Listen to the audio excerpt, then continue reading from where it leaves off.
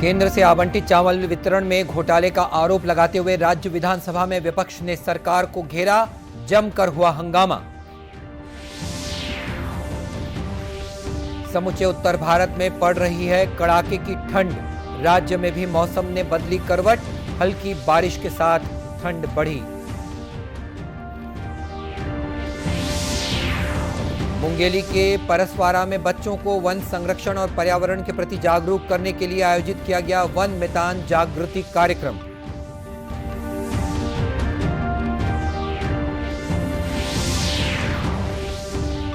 और केंद्र की सौर ऊर्जा से संचालित लिफ्ट इरिगेशन की योजना से आदिवासियों बहुल कोरबा जिले के किसानों की आर्थिक दशा बदली।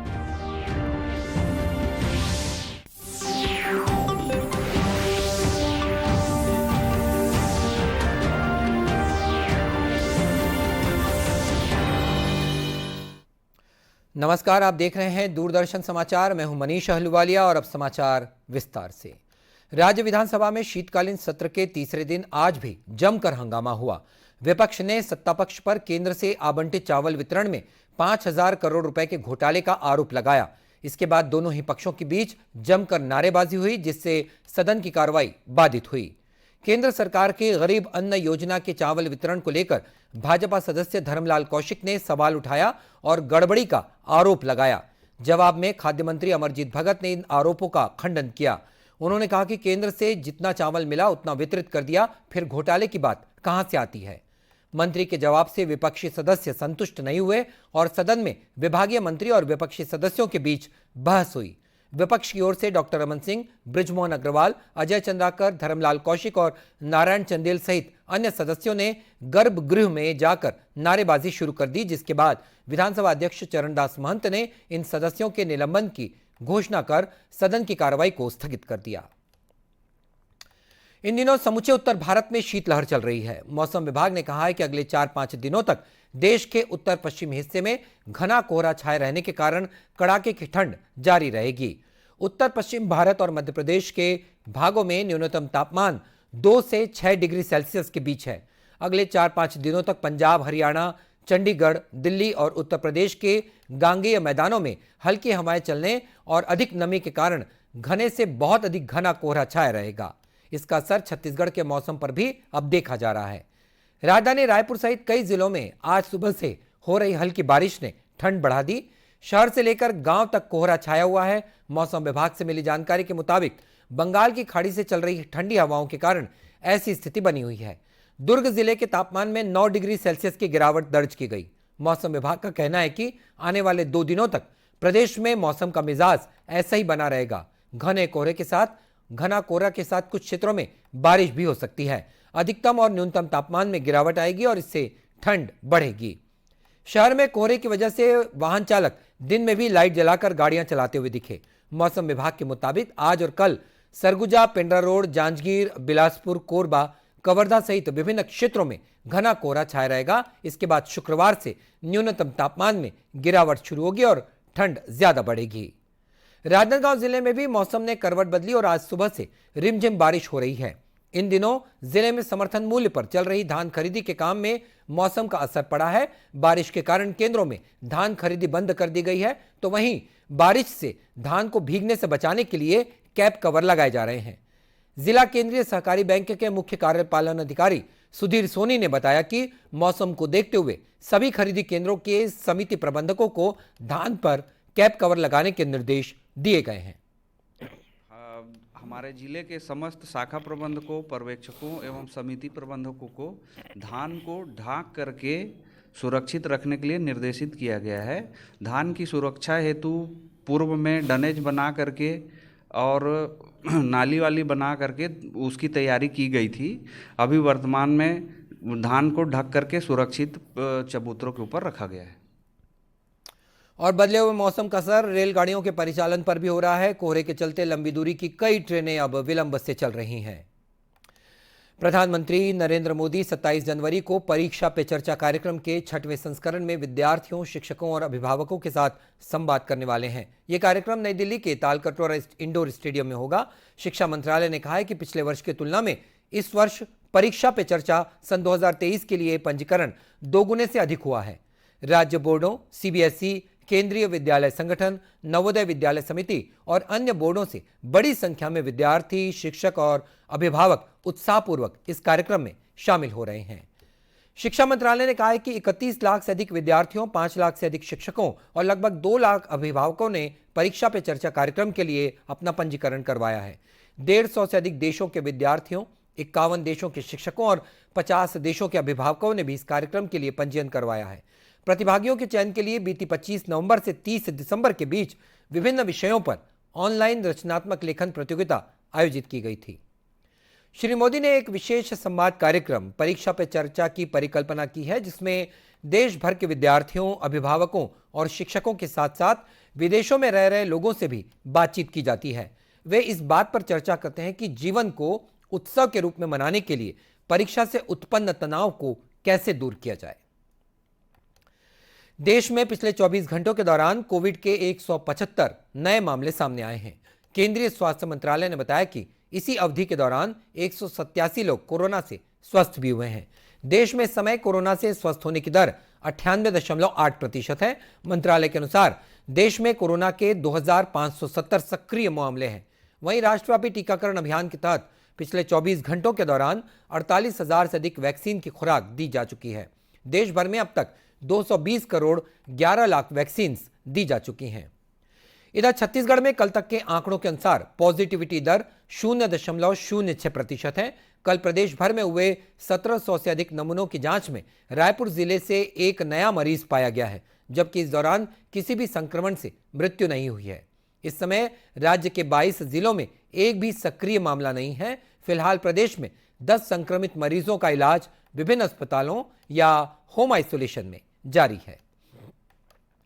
भारतीय विशिष्ट पहचान प्राधिकरण UIDAI ने परिवार के मुखिया की सहमति से लोगों को आधार में अपना पता ऑनलाइन अद्यतन करने में मदद करने के लिए निवासी अनुकूल सुविधा दी है।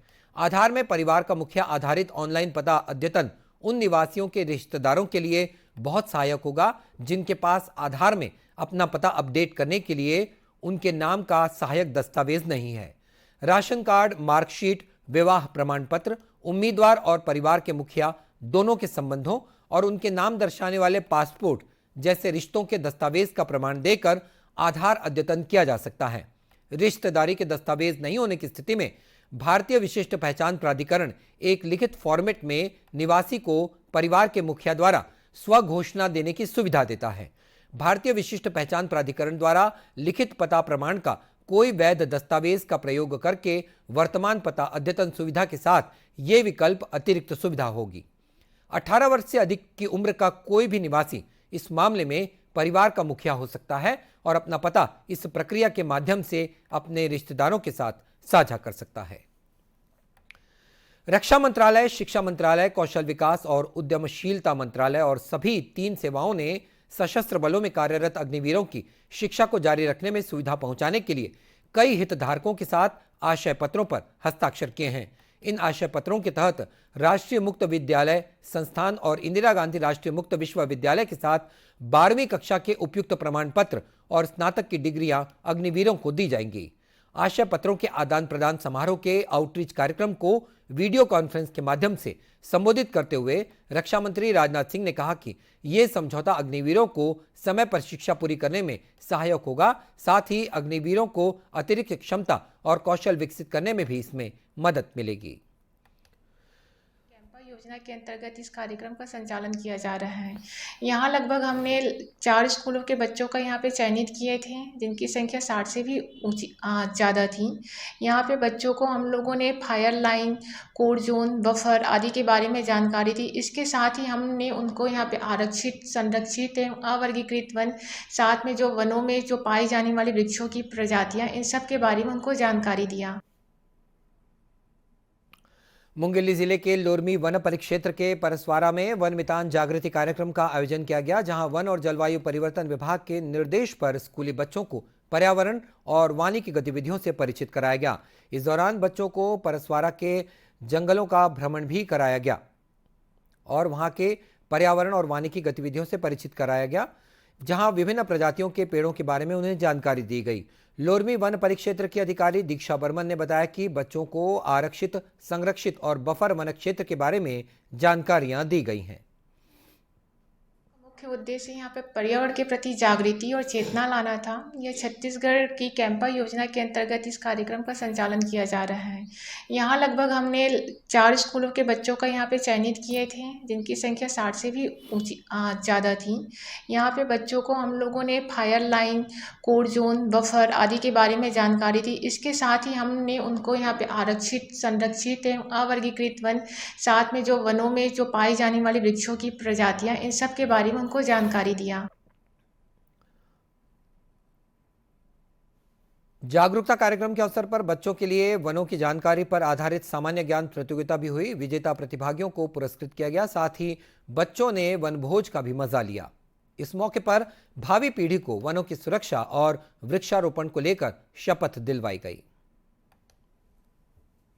आदिवासी बाहुल्य कोरबा जिले के किसानों के लिए केंद्र सरकार के सहयोग से सौर ऊर्जा से संचालित लिफ्ट इरिगेशन की सुविधा वरदान साबित हो रही है।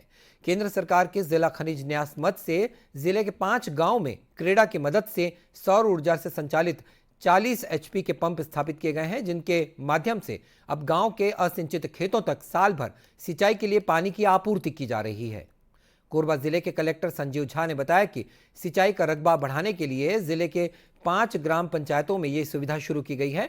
संबंधित क्षेत्रों में भूजल स्तर कम होने के कारण पहले किसान खेती के लिए बारिश के पानी पर ही आश्रित थे, लेकिन अब ये परेशानी उनकी खत्म हो चुकी है। ये अपने यहाँ कुछ ऐसे पॉकेट्स है जहाँ पर जो ग्राउंड वाटर के इश्यूज होते हैं और वहाँ पर बोरवेल भी हमारे सक्सेसफुल नहीं है। वैसे में जो डिस्ट्रिक्ट मिनरल फंड है, DMF फंड से, उसमें वहाँ 5 जगह कुल सोलर एलाइज करवाया गया लिफ्ट इरिगेशन सिस्टम क्रेडा के सोलर पंप के माध्यम से। और इसमें 5 जगह लगभग 120 हेक्टेयर में जो किसानों को लगातार फायदा मिल रहा है। और इसमें अच्छी बात यह है कि ये वैसे पॉकेट्स में है जहाँ हमारे पास और कोई ऑप्शन अवेलेबल नहीं था इरिगेशन का। वहाँ पर इन्होंने एलाइज के माध्यम से सोलर ऑपरेटेड सिस्टम क्रिएट किया है, जिसमें रिकरिंग एक्सपेंसेस, जो रनिंग एक्सपेंसेस है, बहुत कम है और किसान अब उसको 12 महीने हर तरह के उसमें प्रोडक्टिविटी के साथ उसमें खेती कर सकते हैं, साग भाजी कर रहे हैं। इस बारे में ग्राम पंचायत कुरुडी के किसान विष्णु प्रसाद कश्यप और हरीश कुमार ने बताया कि योजना से अब उन्हें 12 महीने खेती में फायदा हो रहा है।